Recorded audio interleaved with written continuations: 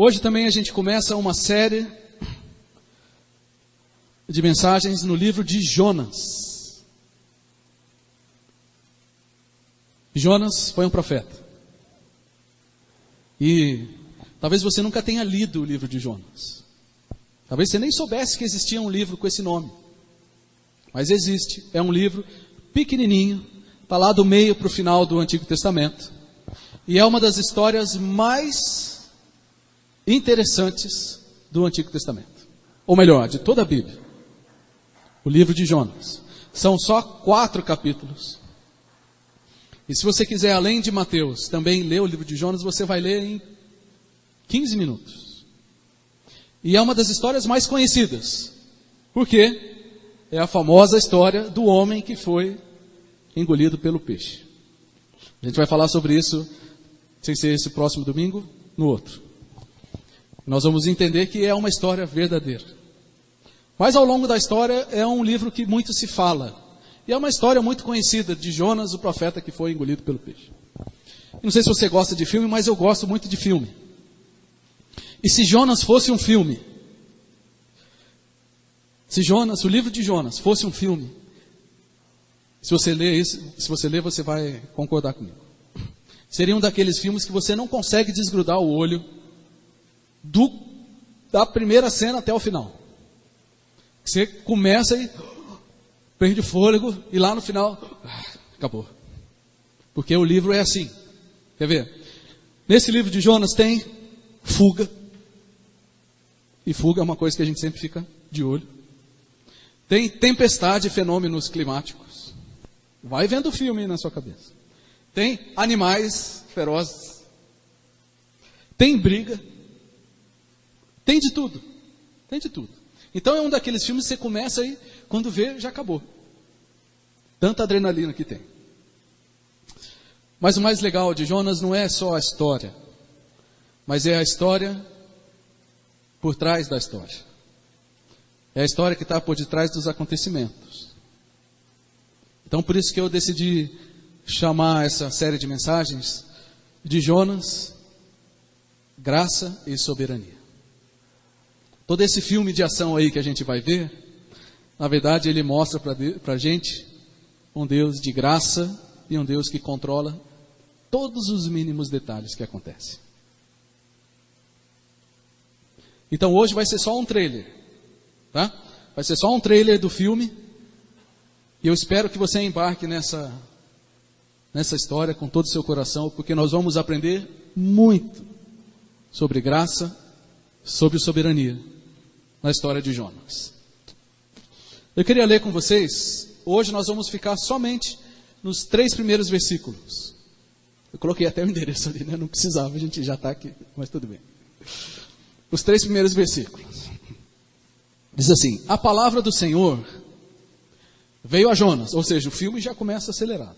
A palavra do Senhor veio a Jonas, filho de Amitai, com essa ordem: vá depressa à grande cidade de Nínive e pregue contra ela, porque a sua maldade subiu até a minha presença. Mas Jonas fugiu da presença do Senhor, dirigindo-se para Tarsas. Desceu à cidade de Jope, onde encontrou um navio que se destinava àquele porto de Tarsas.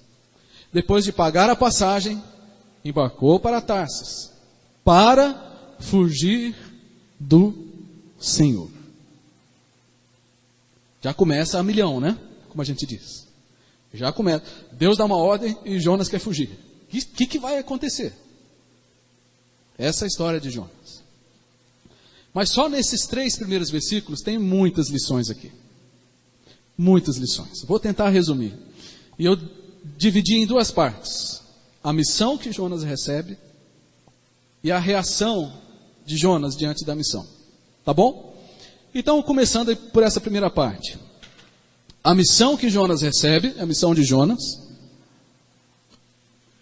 E o que essa missão revela sobre Deus? Porque o texto começa assim: a palavra do Senhor veio a Jonas, filho de Amitai, com esta ordem. Então o livro começa falando que Deus deu uma missão para Jonas. Jonas era um profeta que falava em nome de Deus. Era alguém que falava em nome de Deus.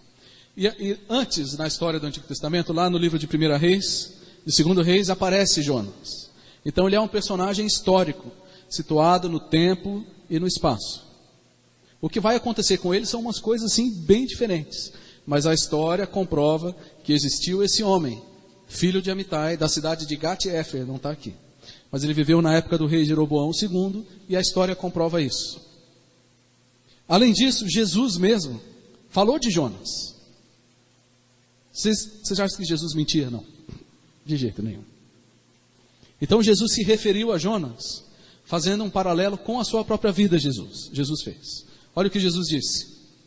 Jesus respondeu: uma geração perversa e adúltera pede um sinal miraculoso, mas nenhum sinal lhe será dado, exceto o sinal do profeta Jonas. Pois assim como Jonas esteve 3 dias e 3 noites no ventre de um grande peixe, assim o Filho do Homem, Jesus, ficará 3 dias e 3 noites no coração da terra. O que Jesus está fazendo aqui? Além de falar sobre ele mesmo, ele está dando credibilidade à história de Jonas. Tá?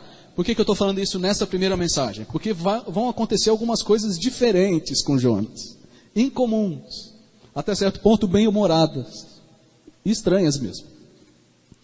E ao longo da história tem sido um livro muito criticado, dizendo que isso aí é história para boi dormir. Mas não é. E a gente vai mostrar que não é. Jonas viveu 800 anos antes de Jesus. E Jesus, para dar uma ilustração sobre a sua morte e ressurreição, que era algo extremamente importante, ele usou a figura de Jonas. Então, se eu quiser dar um exemplo muito sério sobre a minha vida, eu não vou usar um exemplo do Saci Pererê. Não vou me comparar com o Saci Pererê, nem com o Papai Noel, porque a gente sabe que isso não existe. Mas eu vou me comparar com algo crível e que dê credibilidade. Então eu preciso começar por aí a história dizendo que esse relato sobre Jonas é verdadeiro e que Jesus deu crédito a isso. Tá bom? Mas o texto diz que, deixa eu voltar aqui, que Deus falou com Jonas. Deus continua falando, através da sua palavra, através do seu Santo Espírito e através do testemunho de Jesus. E quando Deus fala, muito mais do que a mensagem em si, Ele está revelando algo sobre Ele mesmo. Deixa eu repetir. Quando Deus fala, além do próprio assunto, Deus está querendo revelar quem Ele é. Tudo que Deus fala, revela algo sobre Ele mesmo. Tá? Por que eu estou dizendo isso? Porque é importante a gente ler a história de Jonas e tudo que Deus fala, a gente tem que pensar nisso. O que é que Deus está se revelando nisso que Ele está dizendo? Então eu gostaria até de propor que a gente não enxergasse mais Jonas como o personagem principal do livro. Porque o personagem principal do livro não vai ser Jonas, é Deus. Jonas é um protagonista importante, mas o livro de Jonas usa a história de Jonas para nos ensinar sobre Deus, sobre graça e sobre soberania. Qual foi a ordem que Deus deu para Jonas? Jonas, vai depressa à grande cidade de Nínive e pregue contra ela, porque a sua maldade, a maldade de Nínive, subiu até a minha presença. Jonas, vá para a cidade de Nínive, pregue contra ela. Jonas, vai lá, denuncie o que eles estão fazendo de errado, aponte o dedo para a ferida e avise que o juízo virá. Combinado, Jonas? Vai depressa para Nínive, aponte os erros deles e avise que se eles não mudarem, o juízo virá. Essa foi a missão que Jonas recebeu. Essa segunda parte que diz aqui que a sua maldade subiu até mim, nos lembra o fato de que os olhos do Senhor estão em todo lugar, contemplando os maus e os bons. Então, Deus deu uma ordem para Jonas, e fala assim: Jonas, vai lá naquela cidade, Nínive, pregue contra eles, porque eles estão errando, e o que eles estão fazendo de errado, eu estou vendo. Então a mensagem de Jonas é super atual, porque os olhos do Senhor continuam em todo lugar, sobre os bons, sobre os maus, sobre os nossos acertos e sobre os nossos erros. Nada do que a gente faz deixa de ser visível aos olhos de Deus. Então a gente vai embarcar juntos na história de Jonas, e tem tudo a ver com a gente. Pregue contra ela, Jonas. Agora, que missão ingrata. Apontar o erro na vida dos outros. Como isso é difícil. E desagradável. Ainda mais no caso de Nínive. Deixa eu mostrar algumas coisas interessantes aqui. Aqui vocês conhecem a região ali do Mar Mediterrâneo. Quem já fez muitos cruzeiros nessa região conhece bem, né? Eu, por exemplo, não conheço bem, porque eu nunca fiz. Mas Nínive, ele ficava aqui, ó. Jonas estava aqui. Nínive ficava aqui mais ou menos 800 quilômetros de distância. E por que era uma missão tão difícil? Não era nem tanto pela distância. Mas essa cidade era a capital do Império Assírio. E eles são conhecidos. O Museu de Londres, ele tem um relato bem interessante sobre os assírios. Eles eram os guerreiros mais cruéis que existiam. Então vocês podem ver aqui na imagem. Esse aqui é um assírio, está levando um escravo conquistado numa guerra.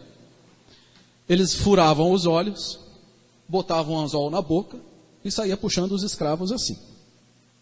Esses eram os assírios. Mas não era só isso não. Lembra do filme, tá? É um filme assim de adrenalina. Então, se você fosse um guerreiro comum, um soldado, eles cortavam os dedos, a orelha, o nariz, e ia amontoando assim, um monte de dedo, um monte de orelha. Que beleza. Esses eram os assírios. Cortava a cabeça e usava as cabeças para encher as muralhas. Se você fosse um soldado comum, derrotado por eles. Se você fosse um príncipe ou um chefe, aí eles pioravam um pouco. Desculpa o drama, mas é só para a gente entender Jonas. Eles tiravam a pele da pessoa e empalavam as pessoas. O que é isso? Pegavam uma estaca e enfiava de baixo para cima. E deixava a pessoa lá, um espeto humano, até a pessoa morrer na frente da sua família. Esses eram os assírios. Que tal? O profeta Naum também falou de Nínive, e ele chamou Nínive de uma cidade sanguinária. Eles invadiam os povos ao seu redor e eles misturavam o povo. Pegava de um, misturava com o outro, casava com o outro, forçava a casar com o outro, e ia misturando assim até descaracterizar os povos. Então, eles eram terríveis. Os povos mais cruéis que já existiam. Então Jonas está lá um dia na sua casa, assistindo Netflix, e vem a palavra de Deus para ele e diz: Jonas, vai depressa lá em Nínive e fala que o que eles estão fazendo, toda essa crueldade, está errado. E se eles não mudarem, o juízo virá. Se fosse com você. Então a gente é rápido, talvez para... Quando a gente lê que Jonas fugiu, né? Daqui a pouco eu vou falar sobre isso, a gente critica rápido Jonas. Mas era uma missão das mais difíceis.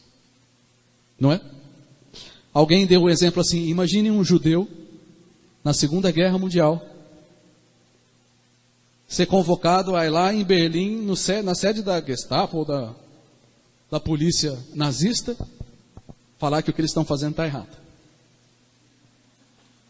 Era mais ou menos isso que Deus comissionou Jonas. Jonas, vai lá e vai depressa. Vai lá. Muitas lições, gente. Muitas lições. Não era uma missão difícil, não era uma missão fácil, era extremamente difícil. Mas como eu disse, o livro é sobre Deus. A história de Jonas reflete Deus. E o que isso nos ensina sobre Deus? Nos ensina a graça. Graça. Nos ensina que Deus se importa com todos os povos. Os israelitas eram o povo de Deus, onde Deus tinha revelado a sua lei. Mas isso não quer dizer que ele não se importava com os outros. Porque Deus mandou Jonas ir lá. Deus se importa com todos os povos. Quando Deus chamou Abraão, ele disse: Abraão, em ti, ou por meio de você, serão benditas todas as famílias da terra. No Novo Testamento tem o texto de Tito 2,11, diz assim: a graça de Deus se manifestou salvadora a todos os homens. Então aquele povo terrível, que tirava os dedos, que tirava a pele, que enfiava uma estaca, Deus se importa com eles. Deus se importa com eles. Deus se importa com aqueles que aos nossos olhos são as piores pessoas. Porque os ninivitas, aos olhos de Jonas, eram desprezíveis. Lixo, para usar a expressão de hoje. Mas Deus se importava com eles. Notícia, vale para hoje também. Deus se importa da mesma forma com aqueles que, aos nossos olhos, são as piores pessoas. Era uma questão pessoal para Jonas. Porque os assírios estavam ali, e eles invadiram Israel. E Jonas sabia disso. Então era uma questão pessoal, assim como é para nós uma questão pessoal também, de mostrar o amor de Deus para aqueles que aos nossos olhos são os piores e de jeito nenhum merecem a graça de Deus aos nossos olhos. E não tem como a gente pensar nisso, pensar no seguinte: quem são as pessoas, ou será que existe algum tipo de gente por quem no meu coração eu nutro e tenho uma certa aversão ou desprezo? Essa é uma pergunta que você tem que responder diante de Deus. Será que tem alguém que, quando eu olho ou passo perto, algum tipo de gente, eu falo assim: ixi, ainda bem que eu não sou assim. Ou, ih, coitado desse aí. É possível que tenha. É possível que tenha. Deus se importa com as pessoas e Ele quer nos usar como Jonas para levar uma mensagem de salvação. Deus não tolera o pecado, né? Ele falou: Jonas, vai lá porque a maldade subiu diante de mim. Então Deus não é um Deus assim leviano, que aceita qualquer coisa. Ele sabe o que é certo e o que é errado. Mas Ele sabe separar muito bem o pecado do pecador. Quem não faz isso muito bem somos nós. Deus sabe muito bem separar o pecado do pecador. Ele ama o pecador, mandou Jesus pelo pecador, mas Ele não aceita o pecado na vida, de jeito nenhum. Mas nós temos uma certa dificuldade com isso. Deus olha um traficante, os quais a gente encontra por aí nas ruas, de monte, ou usuários, viciados. Deus vê, Ele vê o traficante, Ele fala assim: não foi para isso que eu criei o ser humano, para viver essa vida miserável. O que ele está fazendo está errado, mas eu amo tanto essa pessoa, eu me importo demais com ele. Eu estou vendo que o que ele está fazendo está errado, mas eu amo demais. Traficante, Deus vê um pedófilo e fica indignado, porque é uma coisa assim, indigna completamente, né? Mas Deus olha para alguém assim e fala: não foi para isso que eu criei o ser humano, mas eu amo tanto essa pessoa, ela precisa mudar a sua conduta, alguém precisa falar para ela que ela está errada. Deus vê uma prostituta, se ele passar ali pela rua Carioba, ele vai ver o que eu e você vemos, e aquela maldade sobe diante dele, mas ele olha e fala assim: puxa, não foi para isso que eu criei o ser humano. O que elas estão fazendo e eles estão fazendo está errado. Mas eu amo demais essas pessoas. Alguém precisa ir lá falar para elas que elas estão perdidas, precisam de salvação. Deus olha para um travesti, e a gente olha também, e a gente pode ter as diversas reações. Deus, a maldade sobe diante de Deus, mas a necessidade humana também. e a misericórdia divina também. Então, a missão de Jonas revela a graça de Deus, revela a justiça de Deus, porque a maldade subiu e Deus não pode deixar de punir o que é errado. Mas Deus se importa tanto que antes Ele dá a oportunidade de arrependimento. E é isso que a missão de Jonas revela. E o papel da igreja, meus queridos, da nossa igreja, é amar as pessoas. Amar as pessoas e apresentar o Evangelho. Isso é graça de Deus. Mas também significa que a gente tem que apontar que algumas coisas estão erradas e que precisam mudar.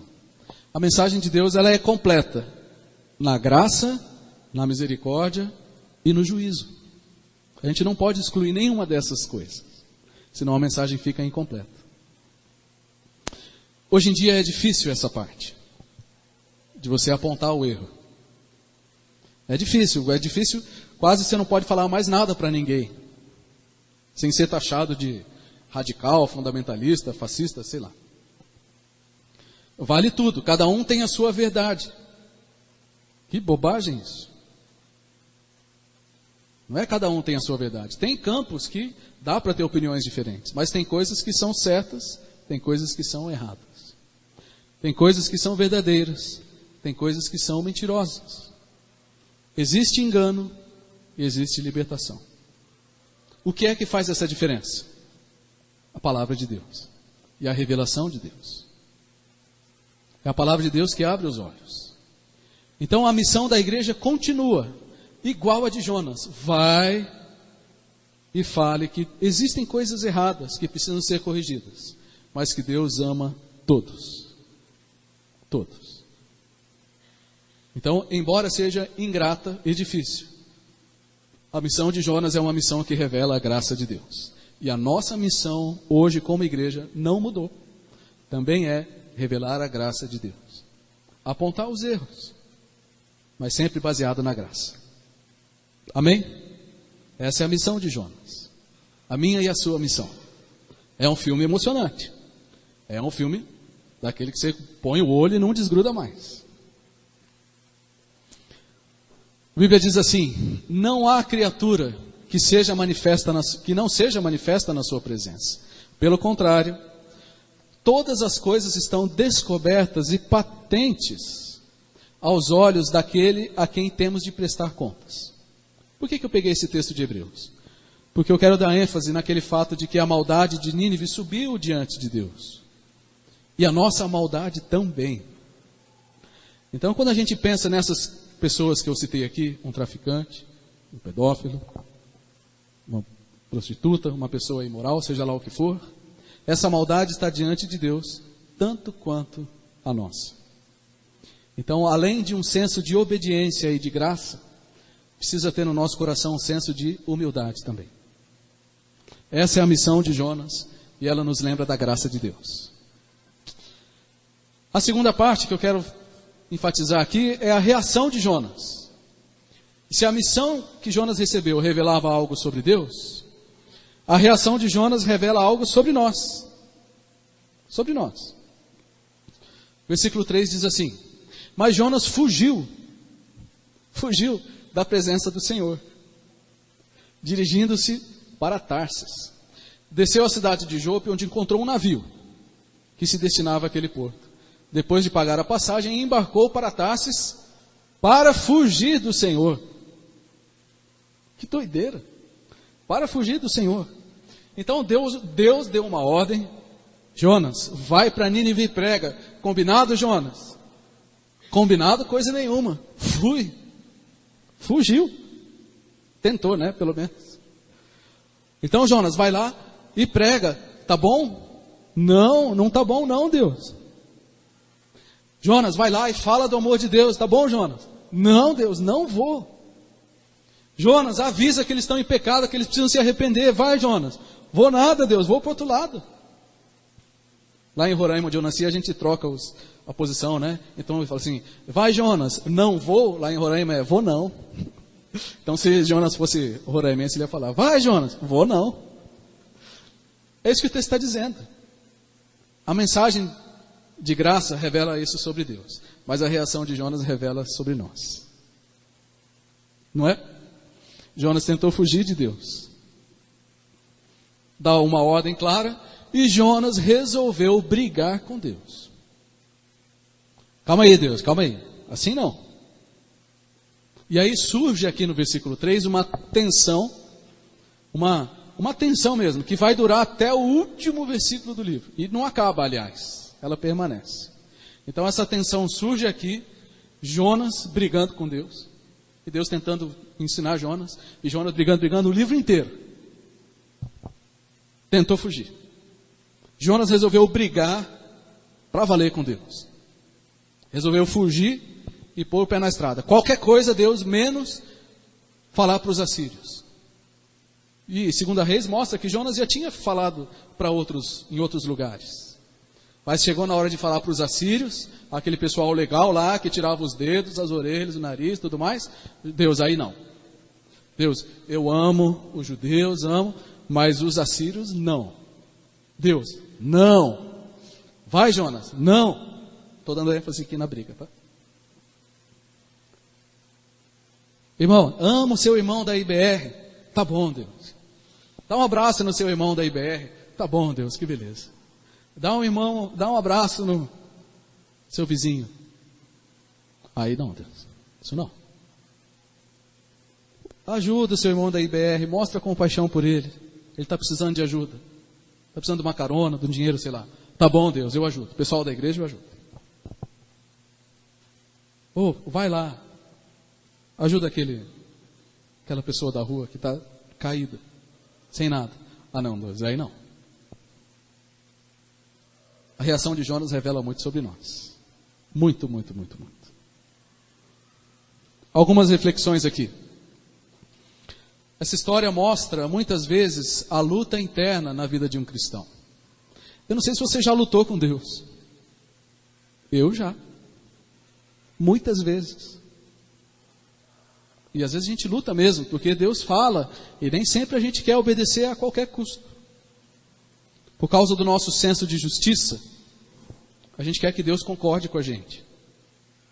Deus não quer saber se a gente está concordando ou não, Ele quer só que a gente obedeça. É igual criança. Mas por quê? Porque eu estou mandando. Por que eu tenho que escovar o dente? Porque eu estou mandando. Não tem que concordar, tem que obedecer.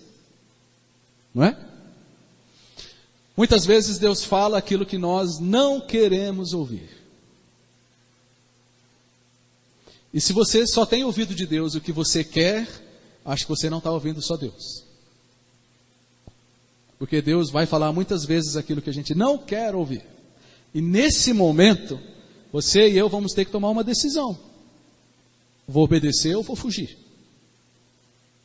Quando Deus falar no seu coração algo sobre alguém, sobre você, você lê um texto da palavra de Deus e fala, isso aqui foi para mim. Você vai ter que tomar uma decisão se você vai obedecer ou não. Ou se vai fazer como Jonas, e ó, pé na tábua. Para deixar bem claro assim, a insatisfação de Jonas e a rebeldia, a rebelião que Jonas fez. Deus mandou Jonas ir para onde? Para Nínive, repete comigo. Nínive. Bonito nome, né? Nínive. Deus mandou Jonas ir para Nínive. Não é bonito não, é só para vocês prestarem atenção. O que Jonas fez? Ele foi para Tarsis. Deixa eu mostrar aqui, ó. Nínive estava aqui 800 quilômetros. Deus falou, vai para lá, Jonas. Deus falou, eu vou nada, vou para cá, ó. 3.000 quilômetros. Que beleza, né? Jonas, vá. Deus, estou fora. Vou embora. Que tal? Né? Então isso mostra que Jonas estava afim mesmo de desobedecer a Deus. Falou, Deus, não vou. Vou para o outro lado do mundo. Talvez na cabeça de Jonas, assim, a jurisdição de Deus ficasse ali só em Israel, né? E ele falou assim, quem sabe se eu for para bem longe, eu entro e uso em outra jurisdição e estou fora. Mas não. Depois a gente vai aprender no livro que não se pode fugir de Deus. Logo, logo Jonas descobriu isso. É chocante essa atitude de Jonas. Assim, caramba, era muito... Ele era sincero, né? Vamos admitir. Ele era sincero. Mas era muito cara de pau. Fala, Deus, estou fora, não vou. Eu vou para o outro lado. O Senhor está mandando para cá, vou para lá. Mas é muito mais próximo de nós do que a gente imagina. Esse tipo de atitude. Deus manda para um lado, a gente vai para o outro.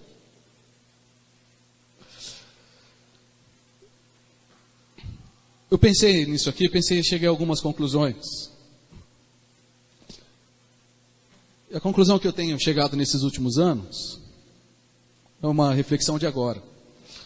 Mas que não há barreiras para um coração decidido a pecar.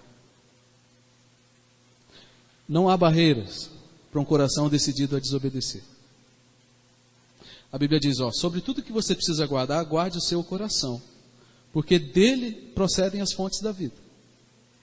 Quando alguém decide desobedecer, ou Deus intervém, ou a pessoa vai pôr o pé na jaca.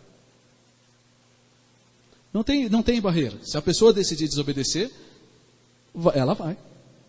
A não ser que Deus intervenha. Outra conclusão. Não vai faltar oportunidade para fugir de Deus.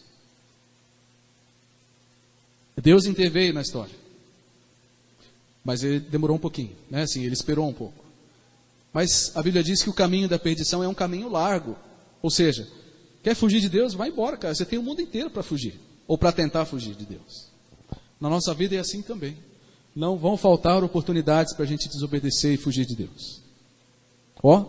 Não vou sugerir aqui o que você pode fazer para desobedecer a Deus, não. Mas são infinitas opções.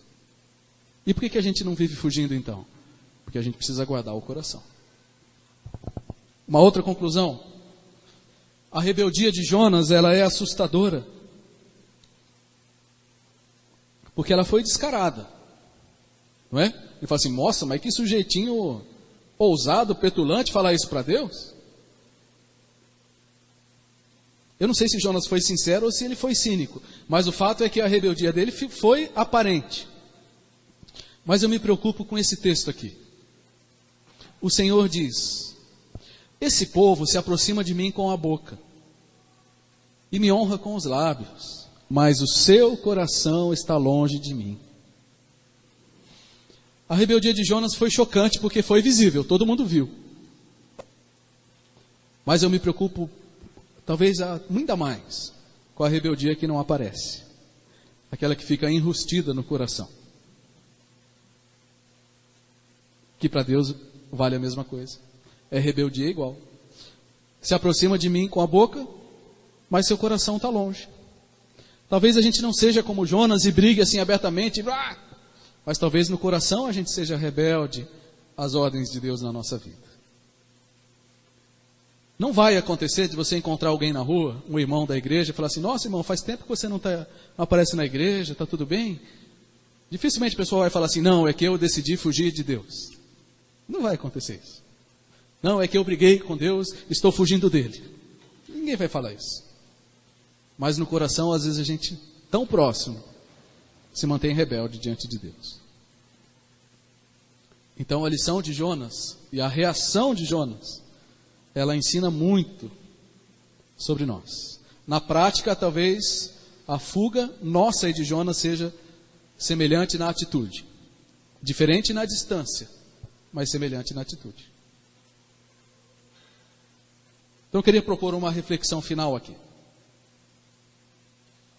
Não tem como a gente fazer outra pergunta quando a gente lê a história de Jonas. Mas a pergunta que eu tenho para você, para mim, do que é que você tem fugido? O que é que Deus tem te falado que você está fugindo? E eu preciso lembrar que o meu papel aqui é lembrar que ninguém pode fugir de Deus. Eu queria ler o Salmo 139. Salmo 139, a partir do versículo 7. Diz assim: para onde me ausentarei do teu espírito? Para onde fugirei da tua presença? Se eu subir ao céu, lá tu estás. Se eu fizer a minha cama nas profundezas, tu estás ali também. Ou seja, não tem como fugir de Deus, gente. Não tem como eu e você escondermos nada de Deus. Você não precisa fugir 3.000 quilômetros. Se no seu coração houver rebeldia, Deus está vendo do mesmo jeito. Eu orei muito quando eu estava preparando essa mensagem, para que não fosse nem um pouco a minha palavra, mas a história de Deus através de Jonas. E talvez ao longo do que a gente tem conversado aqui, talvez Deus tenha trazido à sua memória alguma situação que você tem fugido de Deus. E talvez o Espírito Santo esteja trazendo um incômodo ao seu coração. Porque Deus foi atrás de Jonas. Ele incomodou Jonas. E talvez o Espírito Santo esteja incomodando seu coração com alguma situação ou com algum tipo de gente que você precisa olhar com outros olhos.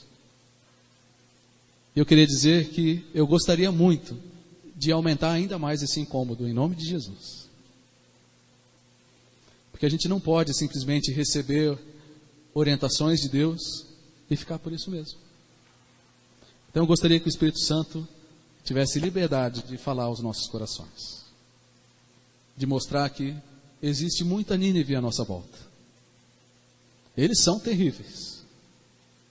Mas eles precisam da graça que a gente precisa falar. Do que é que você tem fugido? Eu pensei em algumas áreas aqui.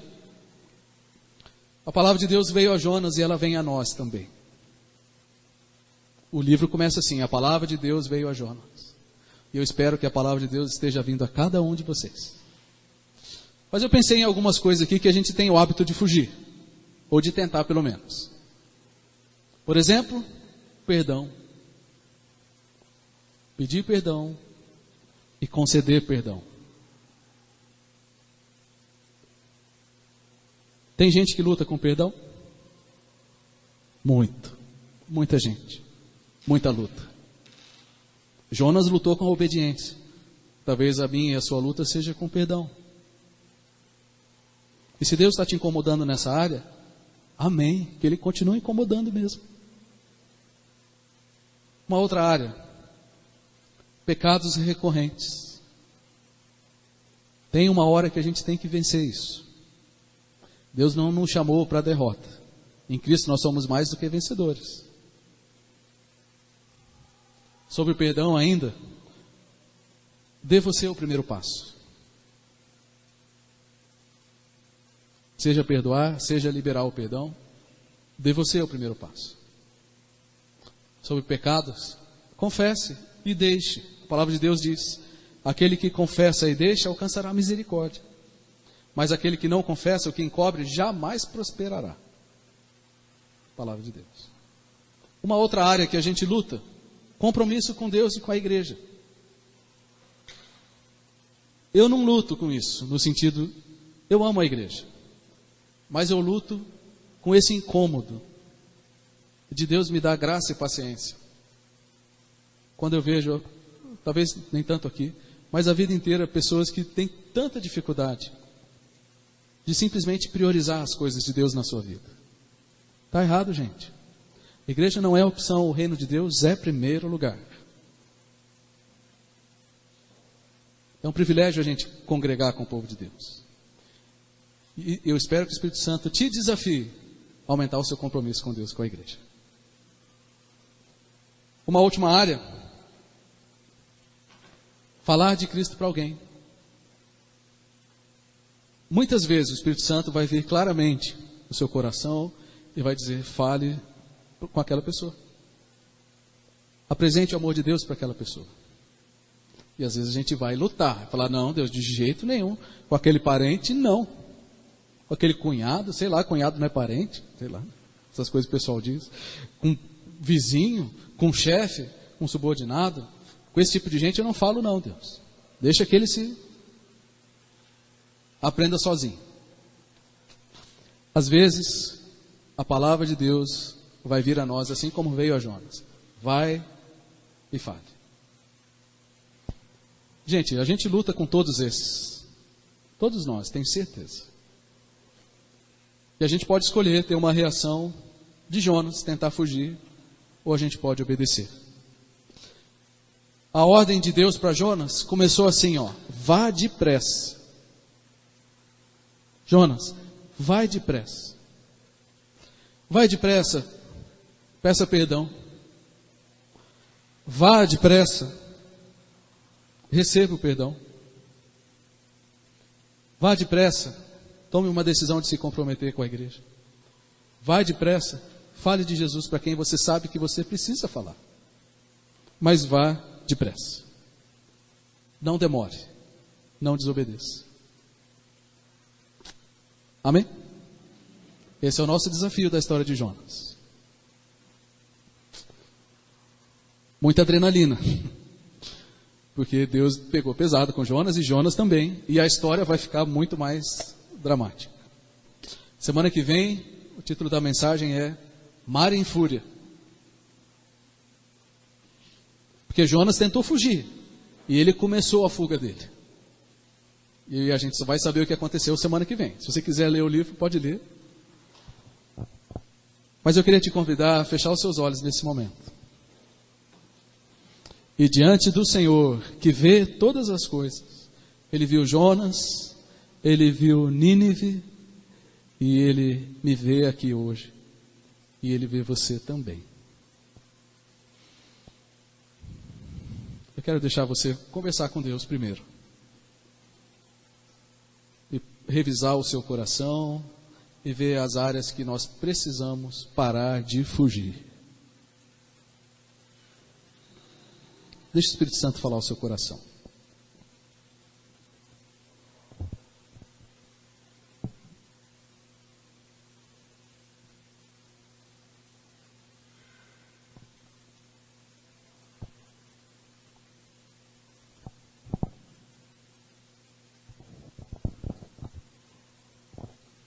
Senhor Deus, Tua palavra é viva e eficaz. E nós cremos que ela tem um trabalho a fazer na nossa vida. E nós queremos, com toda sinceridade, abrir o nosso coração para isso. Nós somos muito imperfeitos. Temos tanta coisa para mudar e para crescer. E nós queremos pedir nessa hora, como igreja, como pessoas, como família, que o Senhor nos ajude a não fugirmos, a não endurecermos o nosso coração, mas sermos obedientes e desenvolvermos um coração cheio de graça e de disposição para obedecer ao Senhor, seja qual for a missão. Ajude, Deus, e dê força a cada um de nós nas áreas que precisam ser mudadas, seja o perdão, restauração de relacionamentos, compromisso, pecado, testemunho, evangelização, finanças, seja qual for a área, Senhor. Nos dê um coração disposto a obedecer e não a fugir. E que Teu Espírito Santo tanto nos dirija quanto nos incomode, para que a gente ande sempre debaixo da Tua graça. Essa é a nossa oração no nome de Jesus. E que a graça do Senhor Jesus, o amor de Deus o Pai e a consolação real e presente do Espírito Santo sejam com cada um de nós, agora e para sempre. Amém.